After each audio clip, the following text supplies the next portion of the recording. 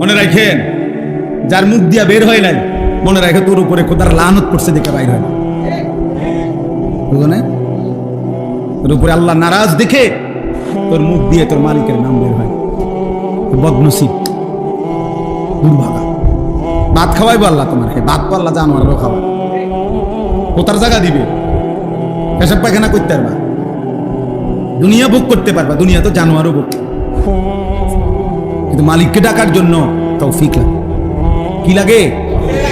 হ্যাঁ, এই জন্য অনেক গাদ্দার আছে, এমন শক্ত গাদ্দার, হে লড়তো না মুখ বাইরে, তে মুখ খুলবেন, হেমন করছে একটা বুদ্ধিমান, একটা বিরাট কিছু, আপনি ঘোড়ার ঘাস, আপনি ঘোড়ার ডিম, আপনি মাহরুম, আপনি বঞ্চিত, আপনি বখত, কম বখত, দুর্ভাগা। আল্লাহ আমাদেরকে হেফাজত করে। আল্লাহকে ডাকা অনেক বড় দৌলত, অনেক বড়, অনেক বড়। বুজুর্গানে দিন সরাসরি কিতাবে আছে, বুজুর্গানে দিন বলছেন আল্লাহ তাআলা কে একবার ডাকলে আল্লাহ যখন এটা কবুল করে, খোদার কসম আল্লাহ দ্বিতীয়বার ডাকার তৌফিক। বুঝেন না হিসাবটা? প্রথমবার ডাকলে যখন আল্লাহ কি করে, সাথে সাথে বান্দাকে আবার কি করে, বারবার সে ডাকতে, বারবার ডাকতে। এই জন্য এক নামাজ পড়ার পরে নিয়ম হলো আরেক নামাজ পড়ার যখন আগ্রহ জাগে, তো বোঝা যায় পিছনের নামাজ আল্লাহ কবুল করছে, যেন পরের নামাজের জন্য আল্লাহ তাআলা চাহিদা, মনের আগ্রহ তৈরি করে দিচ্ছে।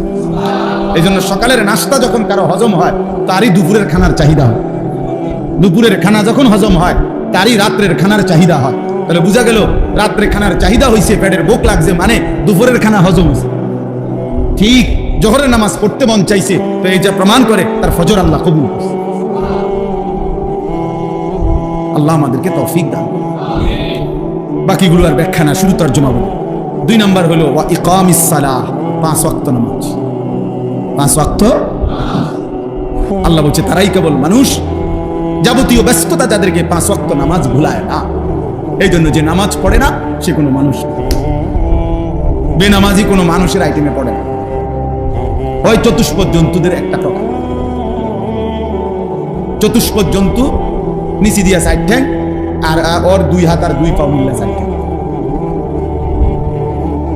এই জন্য আল্লাহ তাআলা বলছে মানুষ কেবল সে আল্লাহর জিকির যে ভুলে না,